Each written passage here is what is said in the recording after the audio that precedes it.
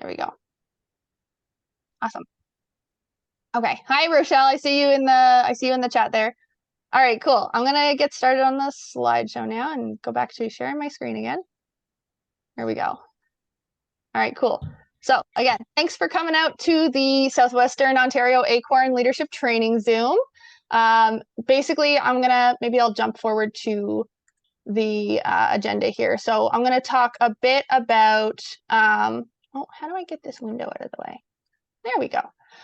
I know you guys are probably, if you're here, you already know, what Acorn's all about, but I'm just going to do like a super brief overview, and like a little bit in depth about like the Acorn organizing model, and, how we get people working together to fight, these issues that we're facing. I'm then going to talk about like how members and volunteers and people who want to get involved with Acorn can help support us in growing, in your local city, in your local chapter area. Some of the different tasks that can be really helpful, like canvassing, calls, and data entry. And then kind of a bit more like in depth about how to build, if we have enough time, I'm going to try and squeeze in a little bit about how to build a local Acorn tenant union through our new Get Organized website. So first, briefly, what is Acorn? You guys know this already. Acorn Canada is the country's largest nationwide community organization of low to moderate income people. We want to give people the power needed to have your voices heard properly at, all different levels of government and, and heard by your landlord and that sort of thing. Our members, are extremely diverse, lots of single parents, immigrants, seniors, newcomers, people with disabilities, students, low-wage workers, and a whole bunch of other different kinds of people. We believe that a lot of you have heard me say this part already, but there's two ways, to make changes in the world. You either have a lot of money, like these big corporate landlords and, Elon Musk and all those, buggers, or you have a lot of people. And Acorn's got a lot of people. We got 160,000 members across Canada right now, and it's growing pretty rapidly. We're both able to be, a neighborhood-based union winning on local issues and local campaigns, as well as a large-scale, organization combining the forces like across the country to fight these national operations and fight for change from governments and that sort of thing. The question that people don't often ask, but is like kind of an even more important question, is who is Acorn, right?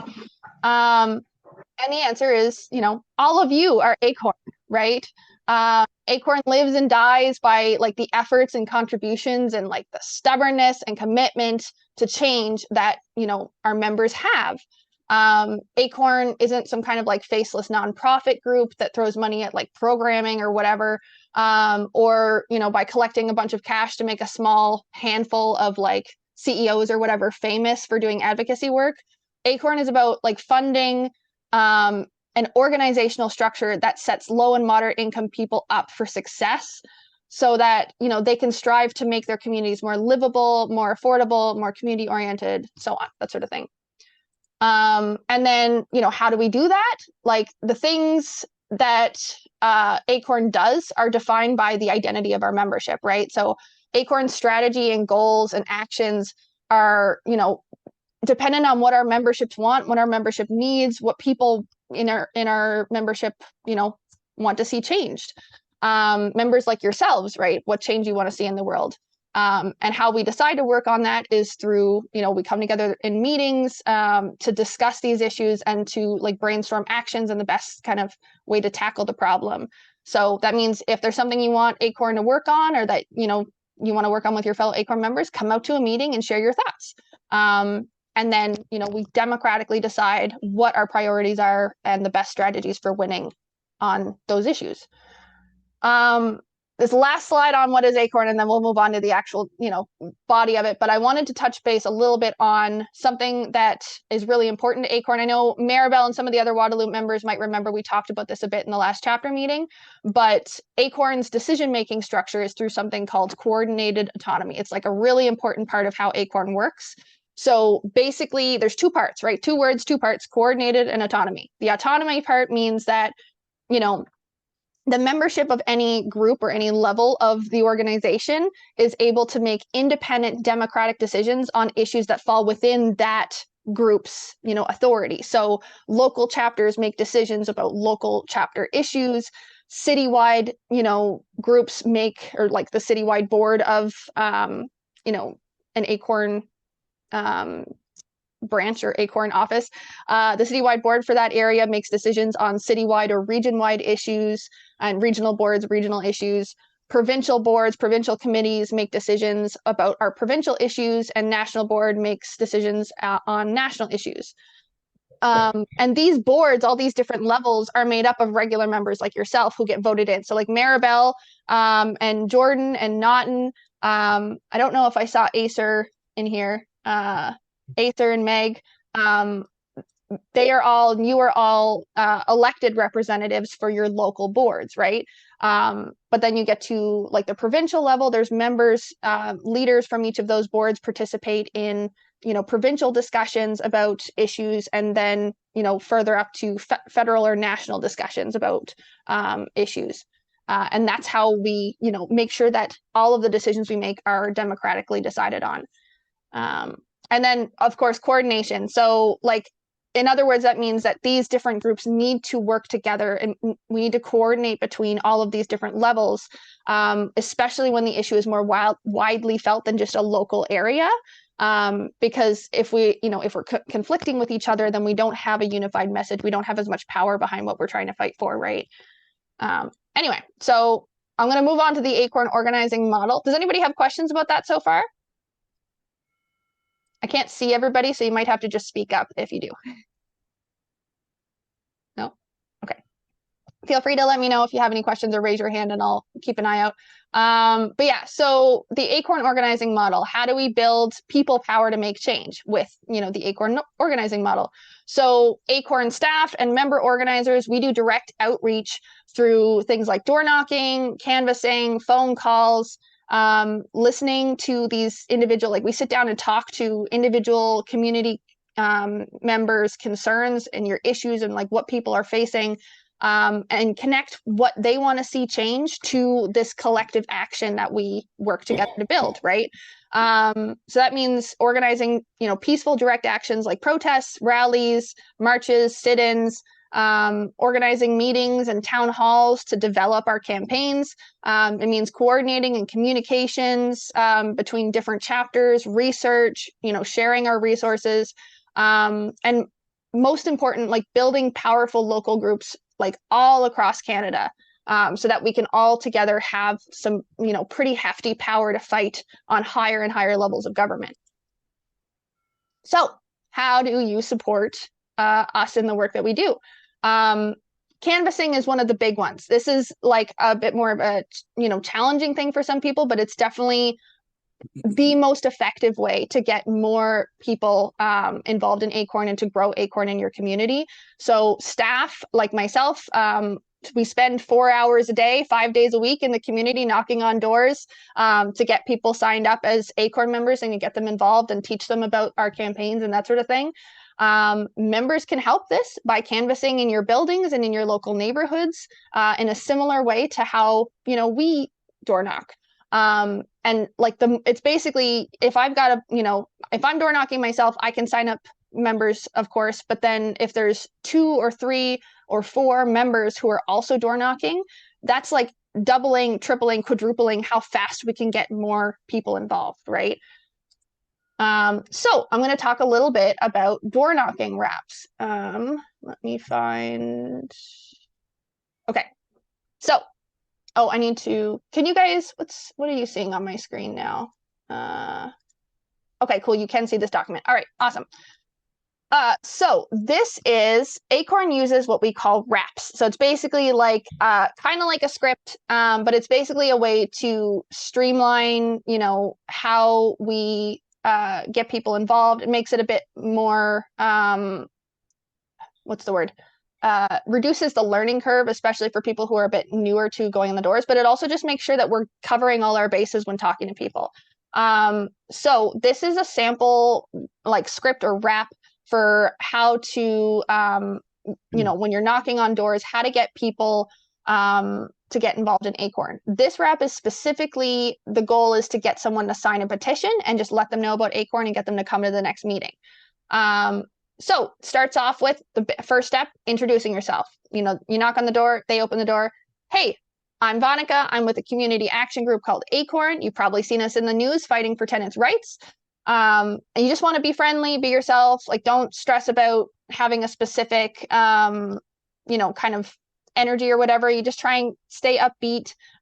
Some people are going to be grumpy, and that's just, don't take that personally. Some people are having a hard day, and it's just like, okay, sorry to, disrupt you. We can talk another time. Thanks so much. Sometimes you can kind of push through that just by going forward. And if they're grumpy, so be it. If they're not, then keep going. So after you introduce yourself, it's like, do you have a minute to talk a bit more about how we can fight for affordable housing? Assuming they say yes, then you move on. If not, it's like, okay, I'm only going to take like 5 minutes of your time, and then I'll get out of your hair. You can make it really quick. But if they're still pretty firm, then that's okay. But assuming they say yes, then it's like, great. Acorn is a tenant union, and we're fighting for things like healthy homes, raising wages, and cheaper internet.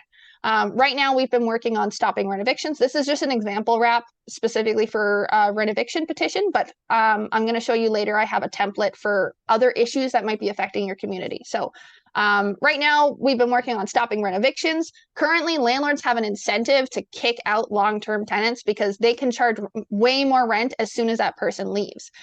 Sometimes it's hundreds or even double or triple the original rent.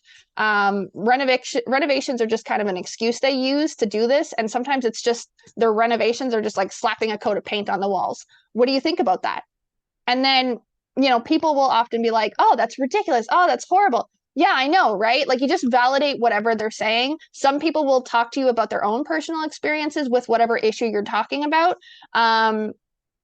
Just validate, just like, reinforce yeah, that's crazy. It's ridiculous. This shouldn't be happening, right? And then, if they're just like, okay, then, move on. You don't need to delay it too much because sometimes people will get confused or like, why are you here? What do you want from me? So you can just kind of move on and jump into like, are you having issues with your landlord? Tell me about it. And if you're talking about a different issue when you're door knocking, like, if you were door knocking to talk about ODSP rates or something like that, then this question would be different. But when it comes to rent evictions, it's like, okay, are you having issues with your landlord? Do you have any experiences with this? Tell me about it.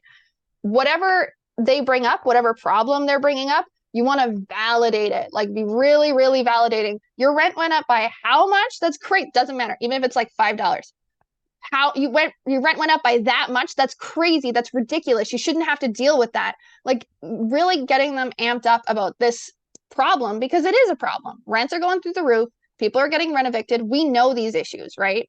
So just like validate, make it clear that that's ridiculous. They shouldn't have to deal with that. Sometimes the tenant will be kind of like, yeah, I mean, it's not a big deal. Then it's like, but that's not fair. You shouldn't have to deal with that. That's ridiculous. Like, that's a crazy high amount of increase or whatever. Just validating the heck out of them. And then you can move on to, and you can ask some questions if you want to get them, like if they're a little bit closed off, like you can ask some questions like what they're, ask them more about how it's been affecting them. Has that put a strain on your finances? Is that like, how has that affected you? That sort of thing. But once you kind of get them amped up a little bit, then it's like, that's why Acorn is getting tenants across, London or Waterloo region or what have you, to fight for rent eviction laws that protect tenants and keep apartments affordable for everyone. We're asking people to sign this petition for a rent eviction bylaw in, London or Waterloo region. Can I add your name? Awesome. And then you spell it. You like ask them to, or you write it. You ask them to spell it. I actually didn't think. I didn't think to get a petition up, so let me find that. Oh, I might not have a petition here. Nope.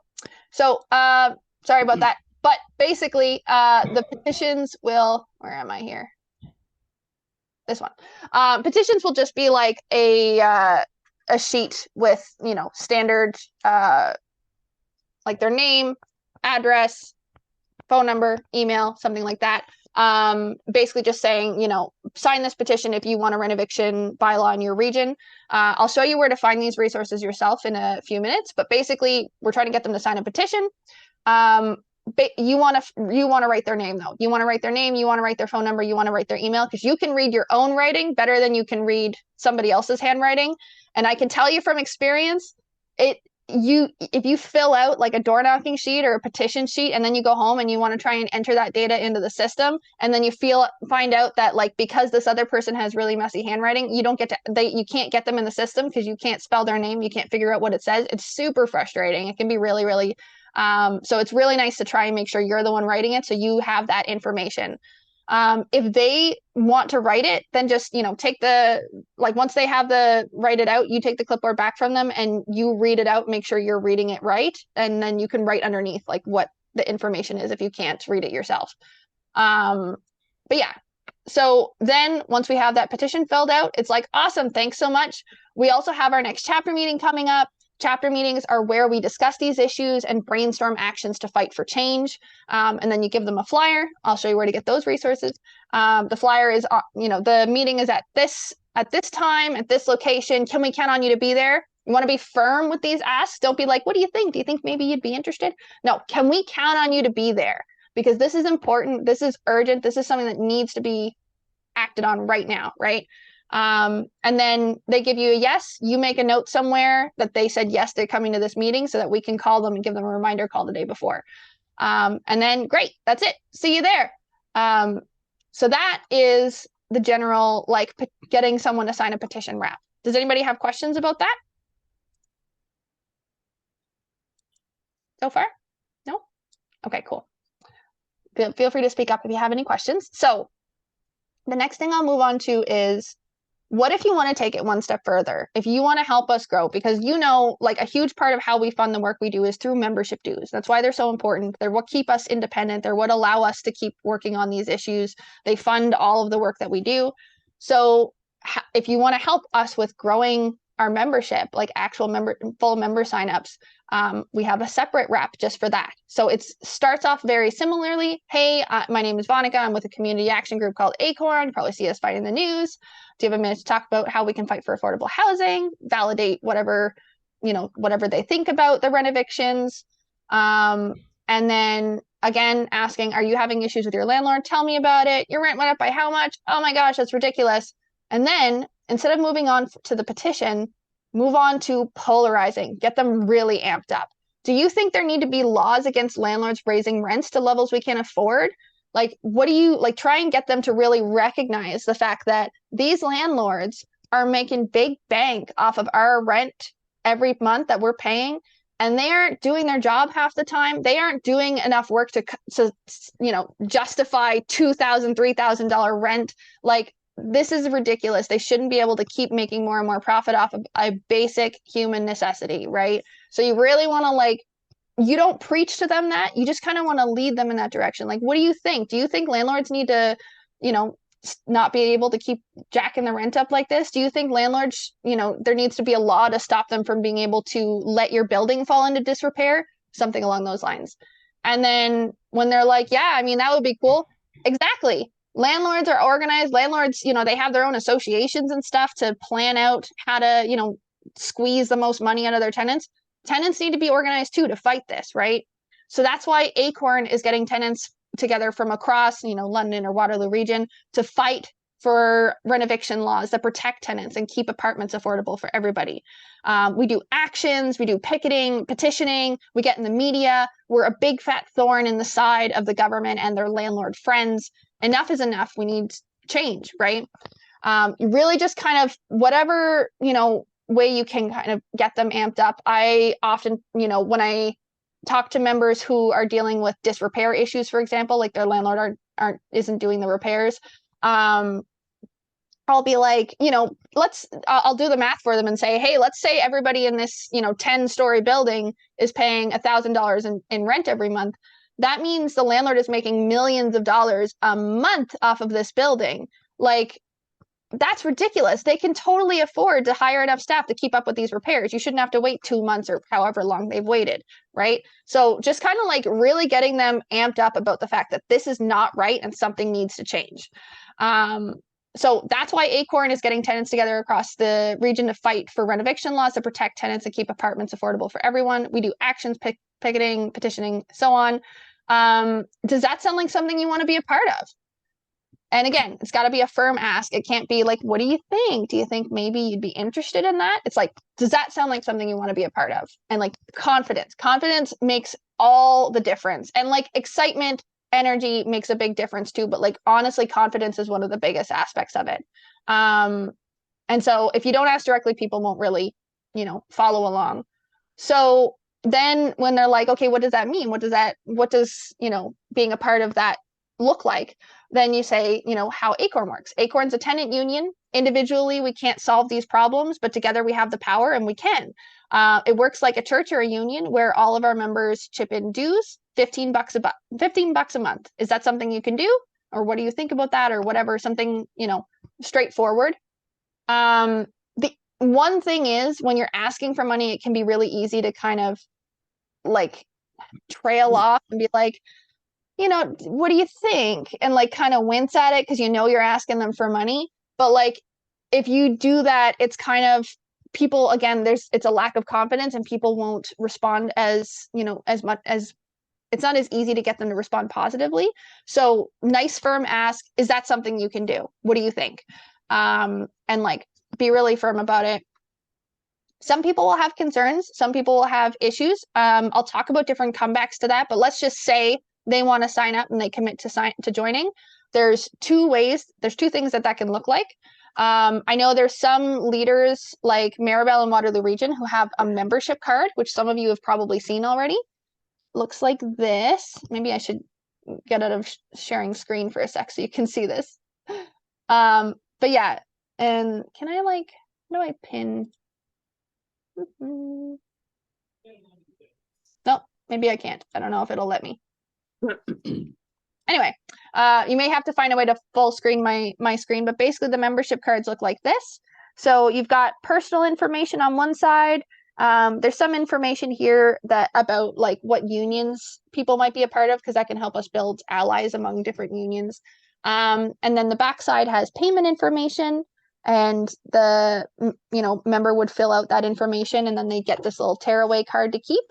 But for most folks, to be honest, the more straightforward way is for you to show them the join link for Acorn. So I'm going to share my screen again. So basically, when you go to acorncanada.org, once it loads, there we go. Right away, you see on the front page, join Acorn in a big button here. And then they can fill out this page. So they choose whatever amount works better for their finances. They fill out their personal information. This shows how to find your bank draft info if you've never done that before. So you just take a void check, and it should have all the information you need at the bottom.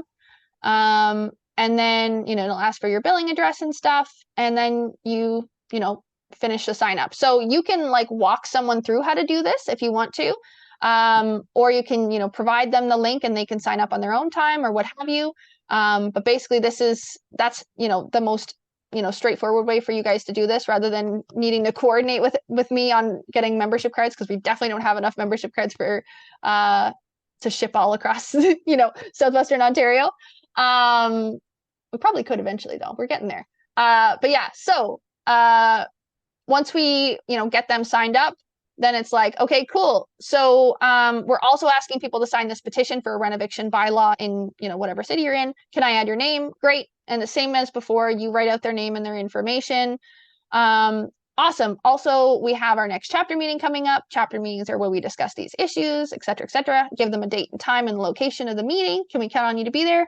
Yes. Awesome. You check that off that they're coming, and then, you get out of their hair.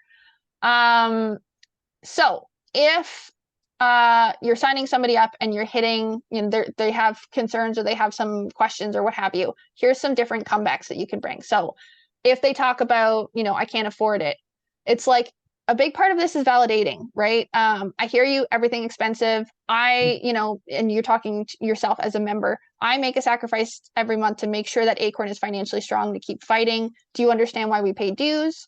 A lot of people will say, kind of. Some people will say, you don't know or what have you. Then it's like, members pay dues because, we need to stay independent. In order for us to stay independent, we can't take a bunch of funding. We can't depend on funding from external sources.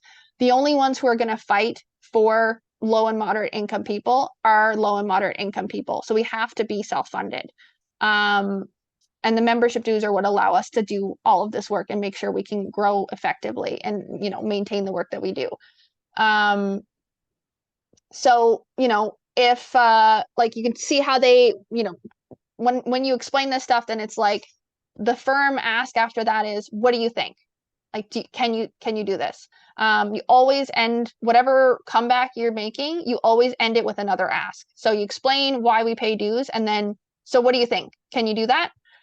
If they still can't, if their, finances are really tight or what have you, then it's like, okay, fair enough. Some of our members chip in less, around $5 or $10 a month. This is considered an associate membership. So what do you think about that? What amount could you do? And then we can set up something that's a bit less than the $15 a month.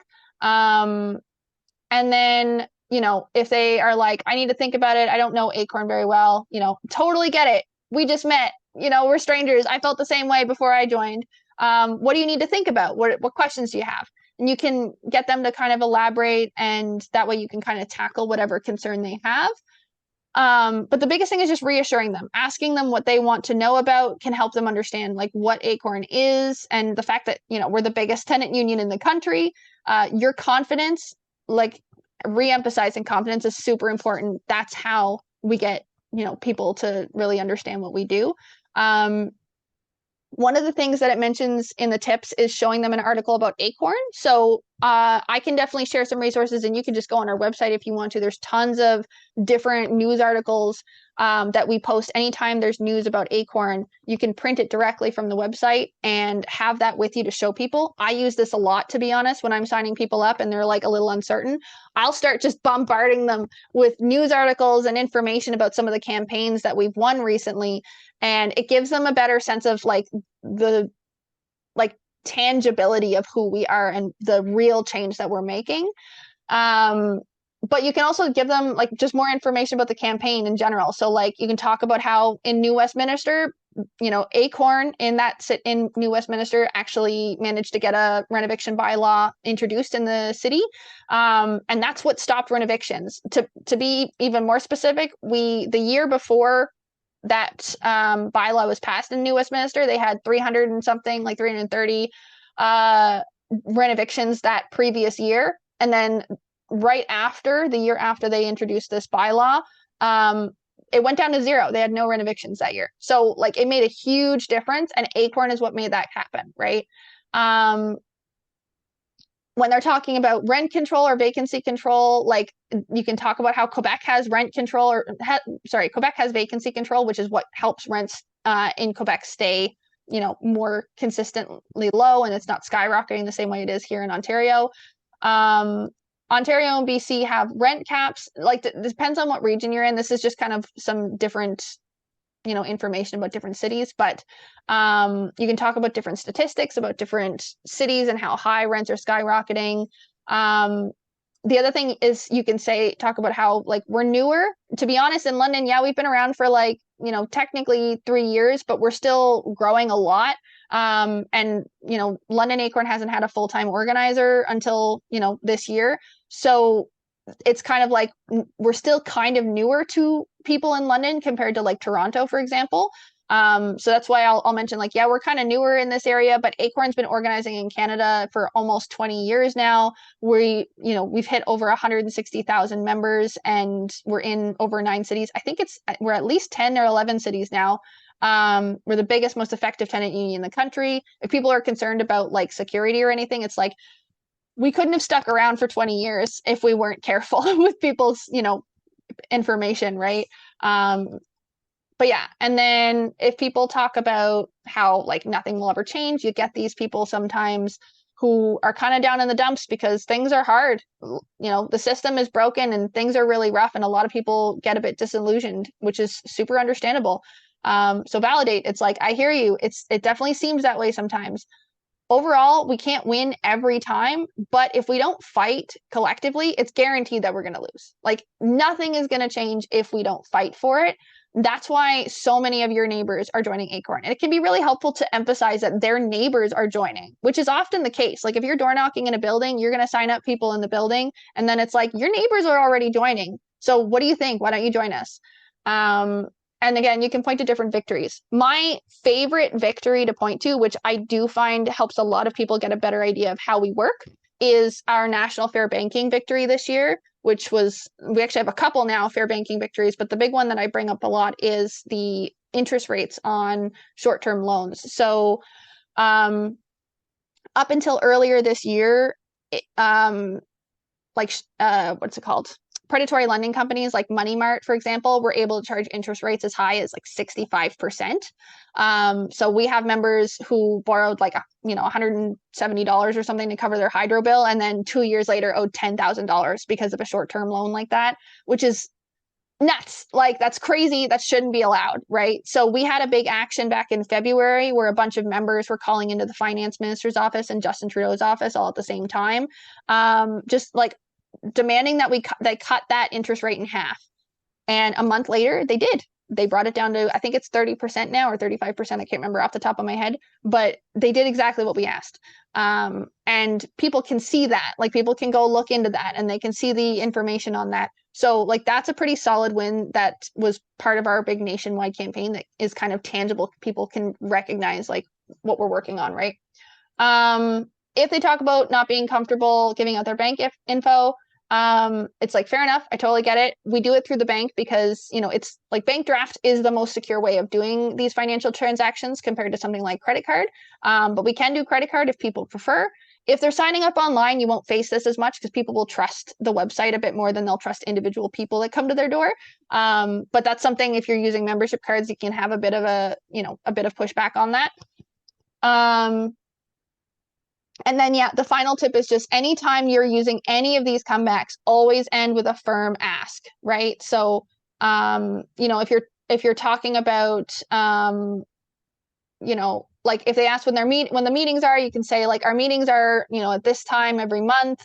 We would love to have you be there. And the best way to go is as a full dues paying member. What do you think? Like, just keep pushing it. The best rule I can give is like, at least ask 3 times. Ask at least 3 times, even if it's a little bit nerve-wracking at first, like ask 3 times, because then at the very least, like you've done your best. Because some people will just like after a bit of processing and realizing, what we're all about, they'll like, okay, yeah, you know what, I'm going to do it. And I've had that happen like many a time. So anywho, that is the membership wrap. Does anybody have any questions about that so far? I think near the bottom, specifically the dark text around the bank information, a possible response from the people might be that a large corporation, if money starts coming out in unexpected amounts, a large corporation would be easier to hold accountable for that, as opposed to some random person they've never met, might be something they say. Okay, so you're saying that like, in response to this comeback, you mean? Specifically that. Like who is more trustworthy, Acorn or a faceless corporation? Yeah. They might say, well, a large corporation is easier to track down if unaccounted for payments start coming out. Something like that. Yeah, no, totally. So my biggest response, my first response to that would be, yeah, totally understandable. The thing is, Acorn's been around for 20 years, like in Canada. We would not, again, we would not be able to stick around that long if we were not safe with people's, financial details, because it would crumble. There would be a huge scandal. People would freak out, so that's why, it is just as trustworthy. And the thing is, you'll also, like I said, if you're getting someone to sign up online, like using the website, they won't have that concern as much, because again, with the website, it's like, oh, well, that's how I tracked them down. I found their website, their contact info is there. All the flyers you give will have the contact info on it. So that'll be a bit easier to reassure them. We're all across the country. It'd be pretty hard for us to not, but yeah, Nicole? Hi, thank you for providing us with the information. I was just wondering, as a door knocker, would there be specific Acorn provided devices for where we're collecting the information, or would we be using our own personal phones? So when it comes to, if you're talking about them signing up online, I usually would either use, like, you'd either use your own cell phone, or a lot of folks will have a computer or cell phone in their house. The only exception being sometimes older folks don't have that as much. But in that case, I would recommend you bring a cell phone with you. If there's an issue, like if you don't have data on your phone and the person doesn't have a computer or cell phone or anything whatsoever, if you want to take their info down like on paper, and I'll show you what that would look like, then I will personally follow up with them over the phone and I can make sure they're put in the system and signed up properly. But usually, like, outside of them signing up, like for as a full member, you'll have like a petition or a door knocking sheet to take their personal info on. So I can show you what those would look like, but it's basically just like a grid of, I wonder if I have an example here. I thought I did, but I don't think I do. But it's just like a grid with like a column for different like types of information to ask for them. Okay, perfect. Thank you. Yeah. Rachel?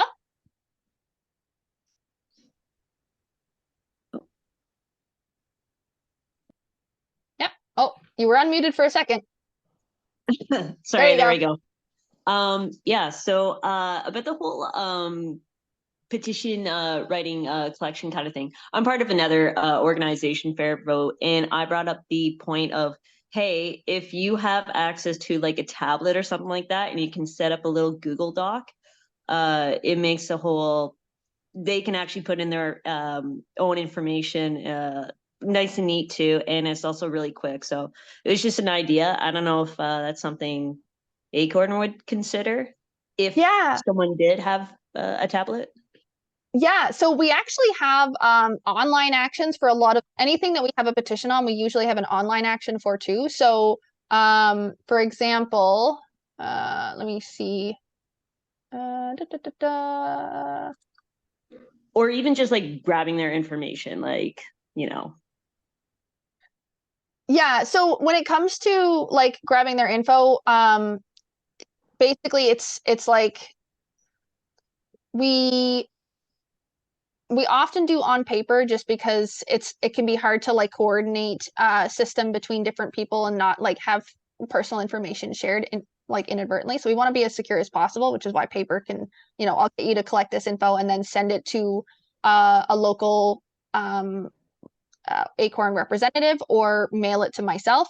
But for like petitions and stuff, this is why we do the online action, which is similar to what you're saying. So I was trying to bring up the, where is it? Sorry, it might take me a second to find it. You know what? I'm just gonna search for it.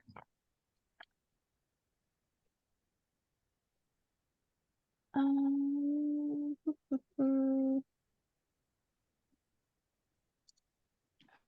don't think this is it, but I think there's a link in here somewhere. You know what? Give me 1 second there. Sorry for the delay. So we have online actions, which are basically like,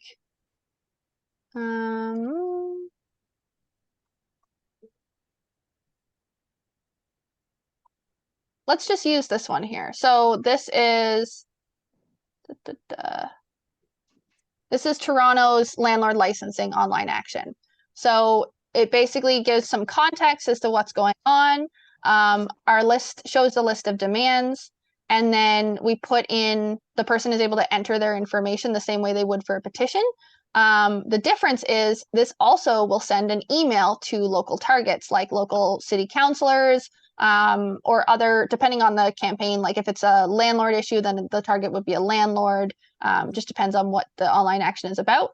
And then there's a bit of information that we ask from them just to like get a better sense of who is like signing these online actions. And then you send it, and that sends an email off to the, like I said, the target, but also gives us it's similar to a petition how we have the information, like what you were talking about. Does that help? And then Rochelle, did you have another question? No, I don't. I don't know why it's still up. Oh, My okay. bad. Yeah, I think let me see if I can do it. There we go. And then June? Just wondering, are there other ways to recruit other than canvassing? Because I'm confined to a wheelchair. I cannot go door to door. Yeah. So social media is super helpful. Reaching out to like anybody you know is always super helpful. The next thing I was going to go into is calls, which is a little bit different because our call lists are people who have already like are in our system, but a lot of the people you'll call aren't necessarily full members. And so if you wanted to try and get them to sign up as full members, if you wanted to talk about membership, that's always that's always really helpful. Let me think. Does anybody else have ideas on that? Other ways to like get more people involved in Acorn outside of like door knocking?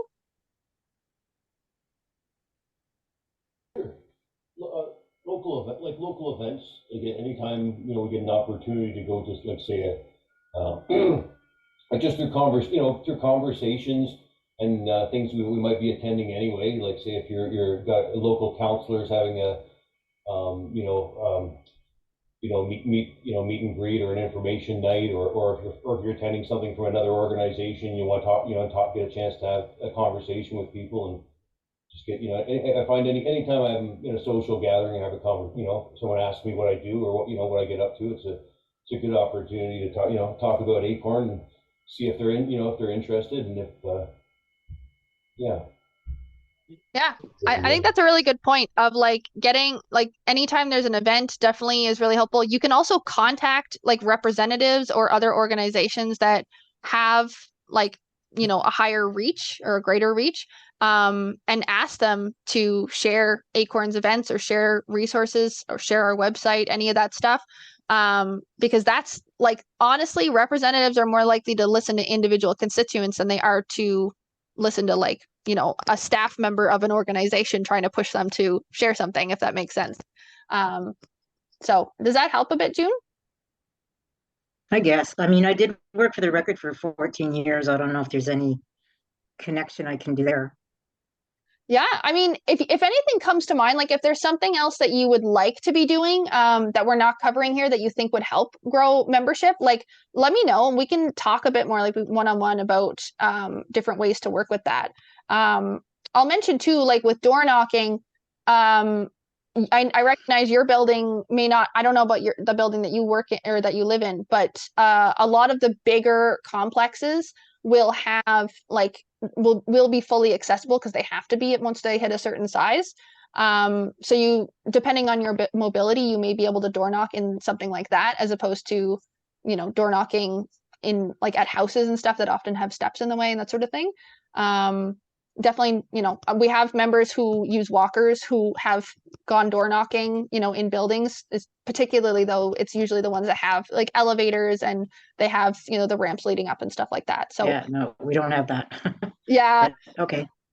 So that's Summertime an would be a lot better than winter, but yeah. Yeah, and that can be definitely a barrier, unfortunately. But yeah, those are good points. Definitely like reach out to me if you have other ideas or if anybody else has other ideas. I see there's some stuff in the chat, so maybe somebody has thoughts on that. Oh, I see. Talking about another event. Lynn, do you want to, maybe we can talk about this at the end of the meeting? Maybe. I was just thinking of seeing if anybody else has oh yeah, talking to the media, Rochelle, I saw that. But yeah, so if you have any thoughts, definitely reach out and we can talk about other things that we can do. I know I'm like eating up a lot of time. I was hoping this would be an hour, but if people want to stick around, we'll keep going through. There's a few quick things I wanted to show when it comes to door knocking wraps. I have these templates that are basically the exact same wraps I just showed, one for petitioning, one for full member signups. The difference is instead of having stuff about like the rent eviction bylaw, it just has brackets for you to fill in whatever issue it is that you're talking about to members. So like in some buildings, you're more likely to hear people talk about ODSP being a problem and they need ODSP to be higher. Some buildings you're going to face like more issues relating to landlord licensing, or specifically to like the local landlord himself. Like Old Oak Properties is a big complex that has a lot of repair issues that are, people want to target the landlord directly. Sometimes you'll have stuff like more affordable internet or like transit issues or whatever. So you're able to like these templates, which I can provide you guys, are more for you to fill in whatever issue it is that is being faced in those buildings, or in whatever neighborhood that you're working in. So, and then, yeah, so I'll move on to the other way is like turn out to events. So, it's great. It's really helpful to sign people up as members. That's like really, really important. But the thing that makes change happen is turning members out to actions. The other thing to keep in mind too is that like dues paying members are more likely to participate in actions, which is another reason why signing people up as full members is really important. Because if you're paying for something, you're more likely to want to get involved in, whatever it is that you're paying for, right? Oh, there we go. I wasn't sure what was happening there. The way that we, get people out to these events is through calls. So staff organizers like myself spend 2 hours every evening calling members to let them know about upcoming meetings and events. Acorn, though we don't have enough staff to call every single member on our lists are huge. I am one person, so I can only do so much, but that's where you guys can help. So I'm going to talk a little bit about call wraps next. Right now, I'm using an example call wrap for calling Waterloo Region members about their upcoming chapter meeting. But this is basically a very similar format, whether we're talking about Waterloo Region or London or wherever else we'd be calling. So basically, we'll give you a call list. I'll show you what that looks like in a sec. But when you're calling someone, you would say, hey, this is so-and-so calling from Acorn. How's it going? And they, often will be like, oh, it's pretty good, or it's okay. Okay, cool. Great. So I'm just calling to invite you out to the next Waterloo Region Acorn chapter meeting where we're going to be discussing issues like lack of affordable housing, bad landlords, and making plans to fight back. What do you think about that? And they'll be like, yeah, that sounds pretty cool. That's interesting. Awesome. Do you have a pen and paper handy for the details?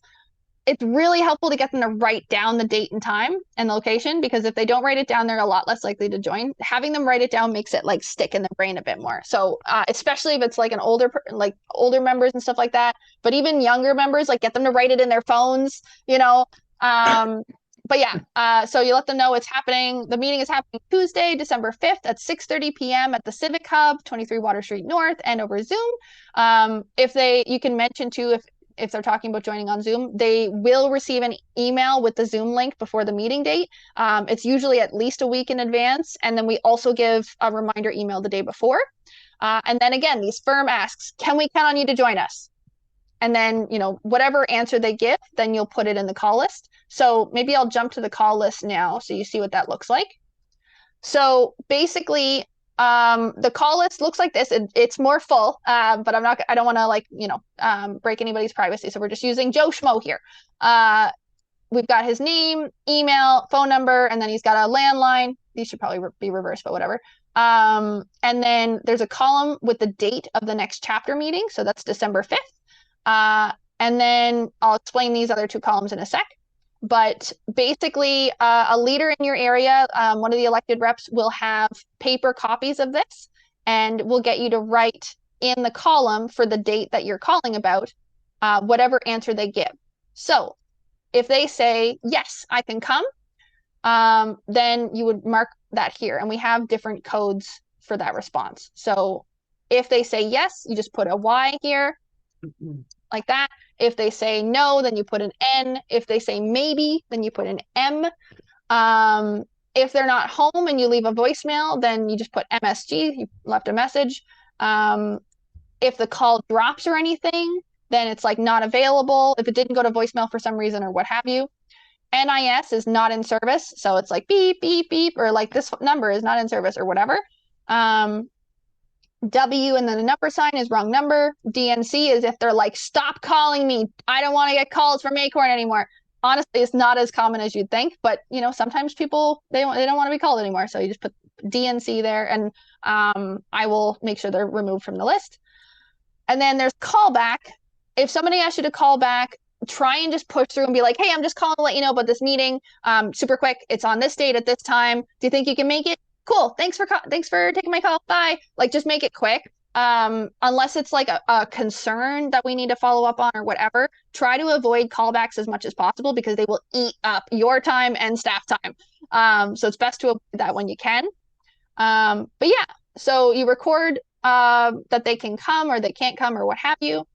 And then after that's done, I also have added to this wrap the rent registry. So we're trying to push for as many rents registered as possible. If you guys are still like new to hearing about the rent registry, basically we're working with another nonprofit called Vivonville.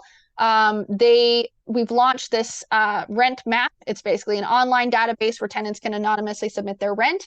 And that data is helping us to fight for things like rent control, fight price gouging in, rent prices, all kinds of stuff like that, fighting rent evictions. It's really, really simple. It's an anonymous database. So all we need is how much they pay for rent and how many bedrooms they have. If you're calling them, we already have their address, which you won't see in your call list, but we do have their addresses. So we just need to know how much they're paying for rent. And like I said, how many bedrooms they have. And then I can put that in the system later. So basically, while I be on the phone, I also just want to let you know about this really cool new rent registry in Ontario. It's an online database where tenants can anonymously register their rent, track rising prices, and expose rent gouging. It takes 10 seconds. Can I add your rent to the registry? Cool. Okay, so how much rent do you pay each month? And then you write that down. It's their rent, whatever, if they're subsidized or if their rent is paid for by like ODSP or what have you. We want to know how much the landlord charges for rent. And then how many bedrooms do you have in your apartment?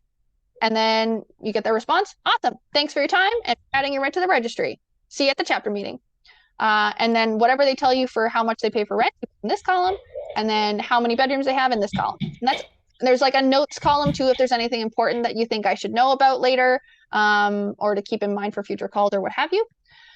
And then finally, if they can't answer, if it goes to voicemail, then we have a little voice message. Hey, so-and-so, it's Vonica calling from Acorn. I'm just calling to invite you out to the next Waterloo Region Acorn chapter meeting, where we'll be discussing issues like lack of affordable housing, bad landlords, and planning actions to fight back.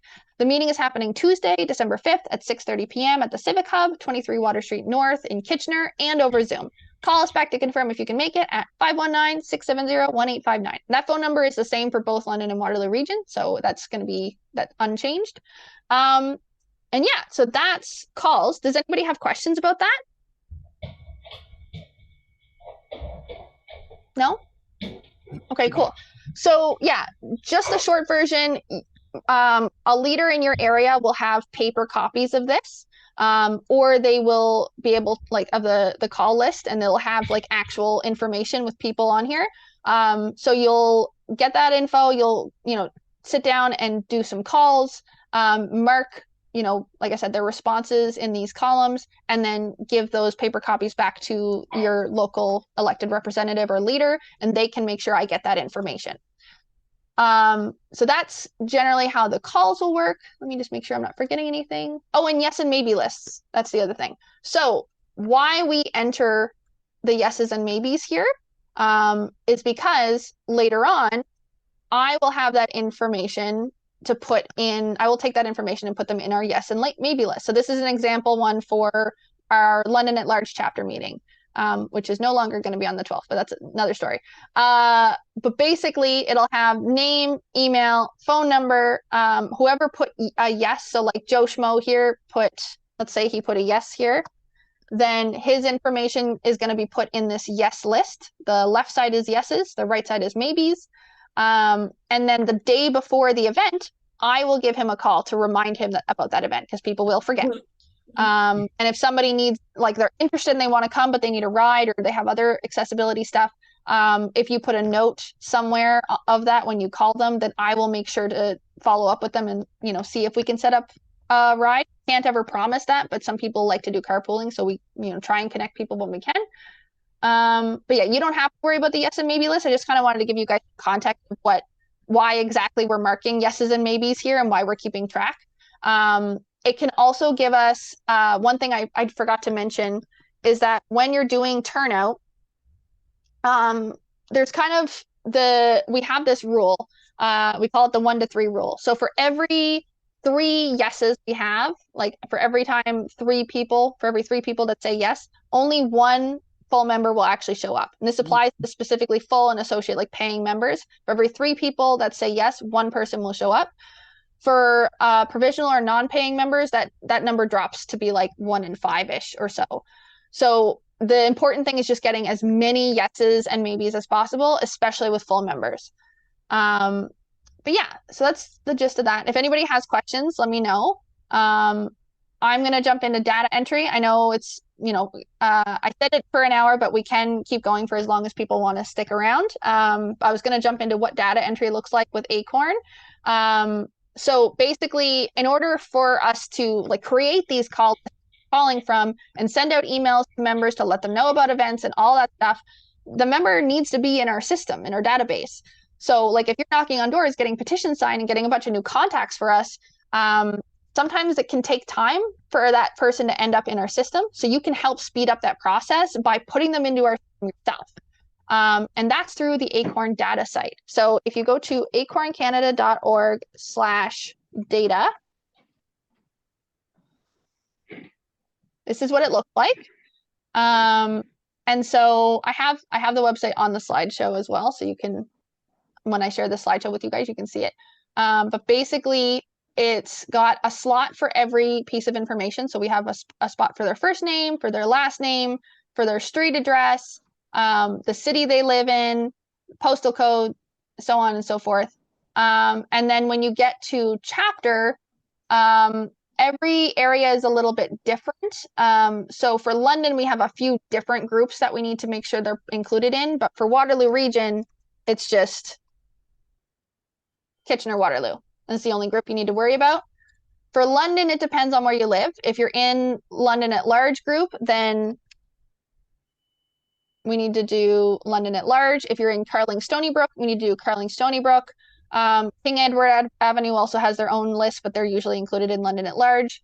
And then if, what was I going to say?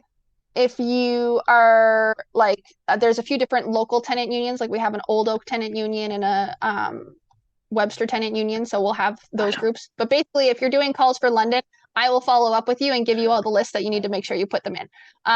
So that you enter their chapter. The local office is either London or Waterloo region, so you just put that in,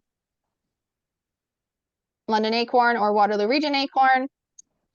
Membership type, if they are a full member, if they sign up as a full member, I'd appreciate it if you just gave me their contact info directly and I'll make sure they're put in the system properly. Or associate member, but if it's a provisional member or someone who just signed a petition, then, you just enter provisional member. Organizer, I believe would have to be me. So you just put Vonica. Once it loads, it might not load because I'm on Zoom. Oh, there we go. So then you put my name and then you click I'm not a robot. And sometimes it gives you a little picture thing that you have to do, but otherwise that's pretty much it. You just hit submit and that will make sure they're in the system. Yeah, does anybody have any questions about that? No? Okay, cool. So the final thing, and then that's kind of the last thing that I'll drive you crazy about is the Get Organized website. So Acorn has this new resource called Get Organized. So in our website, let's just say you go straight to acorncanada.org. At the very top, you'll see Acorn resources and then Get Organized. When you click on that, you'll see our new fancy Acorn Organized website. So this is effectively a new tool for members to use to learn how to organize your own community without needing, it's providing the support and the resources you need to organize your neighborhood entirely by yourself. So basically, there's a bit more information about why we organize, which is, you guys already know, we need people to come together to fight for these changes that we want to see. So at the neighborhood level, Acorn does direct action to fight against landlords and other local, targets to improve the situation on the local scale. Citywide, we need to organize together so that we can fight for legislation changes at the city level. Same for provincial and national. The big thing is we're stronger together. We need to organize. We need to make sure we're all we have a united front when fighting for these changes. And then the first thing I would jump to if you're like checking this out for the first time is how to build a group. And that gives you a whole bunch of resources, but it's not too overwhelming. So for example, start with getting started. Let's say you've got a bunch of issues in your building or in your neighborhood and you want to plan a tenant meeting to fight these issues. Then there's a really simple, super simple bullet point of, you pick a time and date that works with the other people who are involved. Or if you're on your own, then you just pick a time and date. Weekday evenings and weekends are usually best because that's when people are more available. You pick a convenient, accessible location. It can be in somebody's apartment. It can be the lobby of your building. If you have a community center or a library, that's really good. Sometimes you can do it outside in a local park, depends on the weather. And then you want to make a flyer announcing the meeting. Make sure you include the date, time, and location, spread that flyer around, and then we'll talk about the next steps, which is reaching out to tenants in your building. So back to getting started, reaching out to tenants in your building. And then this is talking a bit more about door knocking, going door to door, letting them know what you're doing, why you're doing it, let them know that there's a tenant meeting coming up, asking fellow tenants what their concerns are. You keep a list so you can kind of find out what the common issues are, what are the main issues, because like if everybody's organized on similar issues or the same issues, it can make it easier to have a united everybody can agree on what the demands are, what you want to see change, that sort of thing. Any doors that don't answer, leave a flyer there. Make sure that tenants at least have an opportunity to check out this meeting. Make a list of people who are committing to come to the meeting with their address and phone number. And that way you can go remind them the day before, either with a call or quick knock on the door. Hey, you coming to the meeting? Awesome. We'll see you there. Some buildings have existing social media groups, which you can take advantage of, which is awesome too. And then how to host a successful meeting.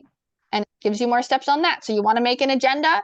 You want to have at least 2 people to plan the agenda, because if it's just one person, then it can kind of seem like, one-sided or, super focused on something that not everybody necessarily wants to do. You want to make sure there's some variety in input.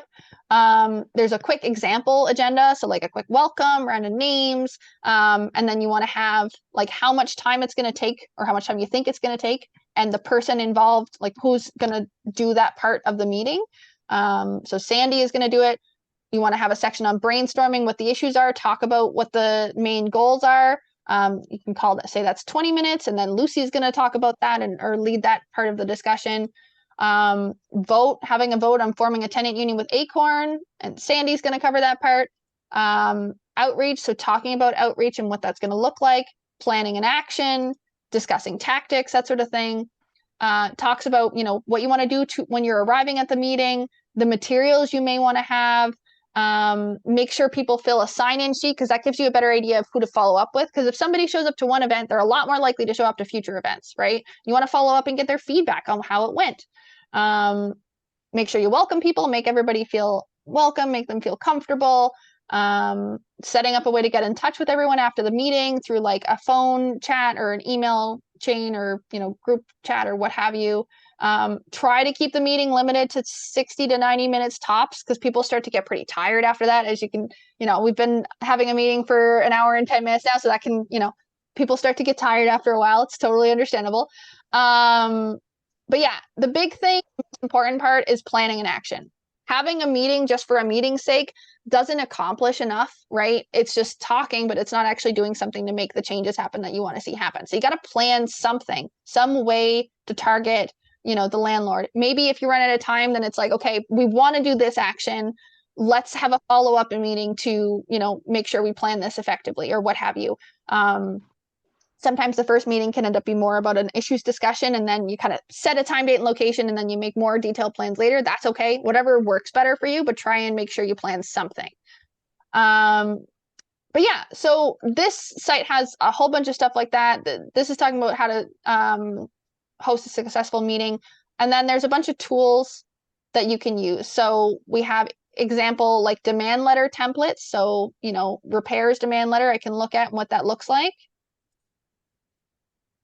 If it'll show me, hopefully you can see this. Let me see if you can see. Yeah, you can. Okay. So that's not what I wanted. Okay, maybe that's not the best example. This is a new website, so sometimes there's complications. Nope, that's not what I wanted. Maybe this is it. Let's try that. Give me 1 second here. Okay, it's going to take a minute to load because my computer's slow. So anyhow, I think the Word document download is what works. For some reason, the PDF isn't working, but basically it'll download a document that you can enter your own like event or demands or what have you. So there's example demand letters, there's example flyers. So I don't know if it will let me see this. There we go. That's what we want. So this is an example flyer. So tenant defense action, fighting for tenants' rights. There's a tenant meeting flyer that you can use and what that looks like. Some of you might recognize this. I use a similar template for a lot of the Waterloo and London meeting chapter meetings. But there's a whole bunch of different flyer resources that you can use. There's some how-tos, which I think is oh yeah, so this is talking a bit more about how to form a tenant union and some of the tactics that landlords will use. And yeah, some petitions. There we go. That's what I was looking for earlier. Petition to form a tenant union in your building looks something like this. Petition for forming a citywide tenant union. Fighting evictions, petition to fight for affordable housing, all kinds of stuff like that. So these resources are already up and ready to go. You guys can use them as you please. And then the really cool thing is also in the Know Your Rights page, which is really important because if you don't know your rights, it's a lot harder for you to feel confident in what you're doing. Like a lot of members don't realize that landlords are not, and management and all that, are not legally allowed to interfere with you organizing a tenants union in your building. Some people will get intimidated into thinking that they're not allowed to do that, or they're not allowed to door knock or whatever. You are legally allowed to organize a tenant union in your building, and that includes all the activities that are involved in organizing a tenant union, like door knocking, calls, flyering, all that stuff. So this resource talks about a bunch of different tenants' rights in different cities as well as nationally. So you can parse through that as you see fit. If there's anything specific you're looking for and you can't find it, let us know and we'll see what we can do. But yeah, that's kind of the general gist of the Get Organized website. Does anybody have questions? Yeah, what happens in a situation where you've got a lot of immigrants? Do you have interpreters available or? Yeah, that's a really good question. It depends on the office. So here in London, we have a few members who are bilingual who have offered to help with that. Usually what I do when I'm door knocking is if I'm talking to someone and they tell me they don't speak English at all, or they speak very, very limited English, I'll either use Google Translate on my phone, which most phones have nowadays, and I'll just type in what I'm trying to say to them. And a lot of people really appreciate that. It takes a bit more time and a little more patience, but they really appreciate you including them, like putting in that extra effort to include them. But sometimes if they're limited in time or whatever, I'll make a note of what language they speak. Usually you can tell, or you can just ask like what language they speak. Most people know that sentence and they'll tell you, and then you can make a note and then check with other members to see if anybody is bilingual and able to follow up with that person. Okay. Maribel?